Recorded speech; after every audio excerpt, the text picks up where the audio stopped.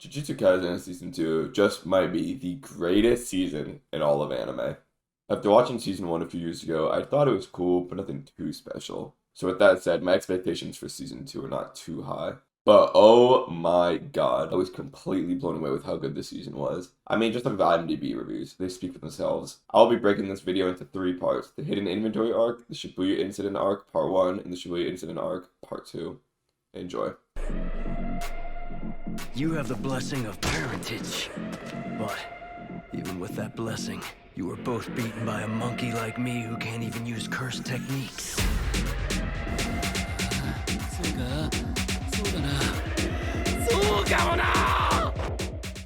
Season 2 starts off with 5 episodes that all take place before Season 1 and the movie. It gives us the point of view of when Gojo and Geto are around the same age as Yuji, Megumi, and Obara. Honestly, the first episodes were just lighthearted fun with nothing too notable within them. Although I will say, just them walking around doing nothing set the bar of animation to almost unreachable heights for most of their animes. One thing that quickly caught my eye is how they treated the fights for the shitter characters. In most animes, the shitter fights are some of the most horrific, terribly animated, most dogshit monkey fights in history. But then we see this one fight in episode 2 with a servant shitter and a box shitter, and the animation and choreography are just... Afterwards, you're thinking it's going to be a fun, wholesome season like the previous, and then, well, this happens.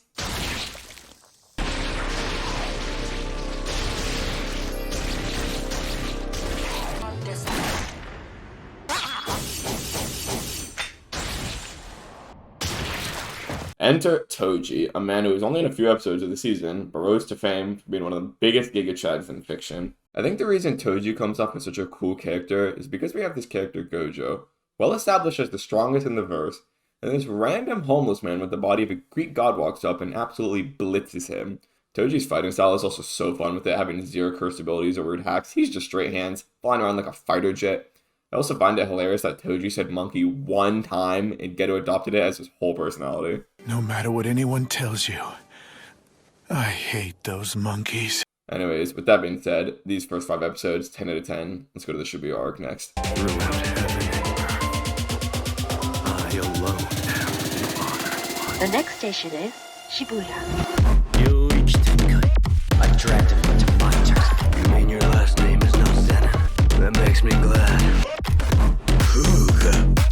I'll give you 1 second. Move. Stand proud. Now you fascinated me, Megami Fujiguro. Malevolent shrine. Now, part 1 of the Shibuya arc is what I call the Divine arc. Within the first half of the Shibuya incident, we have the current 4 strongest characters in the verse fucking shit up. Gojo, Toji, Mahoraga, and Sukuna. Now, weirdly, the strongest of the 4 doesn't actually get to do a whole lot before he inevitably gets sealed, but for the short time he's there, he's just being a menace. But the real fun begins when the legendary Toji Zenin and the fierce god Sukuna are able to walk the earth once more. We cut to our tag team of heroes fighting off the disaster curse Dagon, an extremely powerful curse able to fight off 2 grade 1s and Maki, who was nominated for grade 1 with little to no difficulty. Then out of nowhere, Toji appears in Dagon's own domain with just the intent to kill. Dagon's like, I'll just ignore him, he has no cursed energy, but boy, you really didn't know he was about to hit you. Thus began the ass whooping of a generation.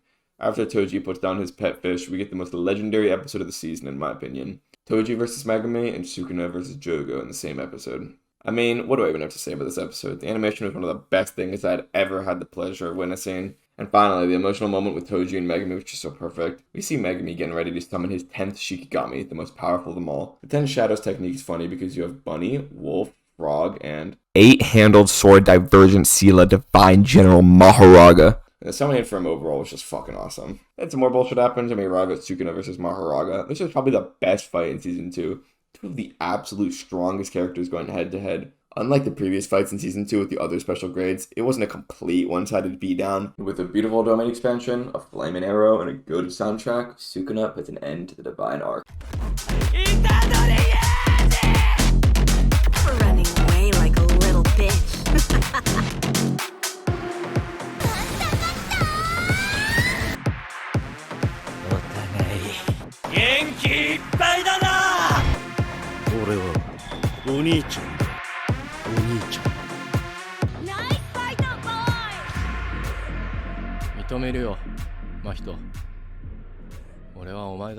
Now we leave the fun first part of Shibuya behind us and we enter why the Shibuya arc is so depressing. It starts off with showing Yuji the aftermath of Sukuna versus Mahoraga. The realization that because he lost control, which caused thousands of people to lose their lives, almost breaks him. It cuts to him wandering down the station of Shibuya where he stumbles across Nanami at 1 HP. And Mahito, who's right behind him. Now I'm just going to come out and say episode 18 was actually pretty bad overall. Yes, I know Nanami died in that episode, but I'm going to be completely honest here. There was only so much I actually cared for him. It was the one episode with actual pretty janky animation. The start of Mahito vs. Yuji looked very weird and clunky at times, especially compared to the other episodes in the season. This was also a scare time for us fans because after this wonky episode aired, hundreds and thousands of posts and memes were created about how MAPPA employees were being mistreated and how apparently a lot of them were walking out. For us fans, we didn't know if the season would even be finished, and if they were to finish it, would the animation just be ass until the end? Luckily, a lot of our questions and concerns were addressed in the following episode. I'm not going to go as far as to say episode 19 was great, because frankly, I couldn't give less of a shit if I tried about Nobara's backstory, but I will say, she at least got some good hits in before going down. Finally, we reached the crescendo of our arc, Mahito versus the newly awakened Yuji. The only issue I tended to notice when watching this final part of the show is that without an absolute Giga Demon like Toji, Sukuna, or Gojo, a fight between characters like Mahito and Yuji that narratively should be the peak of the season just isn't. Although, I will still admit, this fight looked fucking incredible. Problem is Yuji, and especially Mahito, which is not that interesting to me. But this new Giga Demon Yuji is growing on me. Maybe in season 3 I'll find him more enjoyable. His biggest issue is he seems like he's just too overshadowed by many side characters. Speaking of side characters, Chozo. When I first watched the Chozo versus Yuji fight, I really couldn't care less. But after Chozo found out he and Yuji were related, he became way more of a fan favorite for me. Chozo fighting Geto is also pretty fucking awesome to watch, and him asking Yuji to call him a brother was also a funny ass scene. We all needed a good laugh after this arc. Finally, at the end of episode 22, Yuki, the 4th special grade, comes in to fight for the first time. I'm currently writing the script a day before the final episode comes out, but I'm very hopeful for Yuki to be the Giga Mommy type character. We'll see. Alright, so I watched episode 23, and fuck, that episode sucked, bro. That was like goddamn yap session of the century. I thought they'd show my mommy Yuki doing something cool, bro. Just something cool. You know what they showed us? Nothing, bro. Nothing. She's literally a hot blonde woman, a special grade sorcerer, and has a fucking Rayquaza. They had a fucking layup with this episode. All they had to do was cut some of the uselessly yapping from the civilians in this episode and just added like 2 or 3 minutes of her fighting, bro. That's all they had to do. It would have been so easy. Regardless of the last episode, the season as a whole was an absolute masterpiece. Non-stop peak fights, peak animation, and tons of peak characters. I can only pray MAPPA once again delivers with Season 3's Culling Games to give us another season of overwhelming perfection.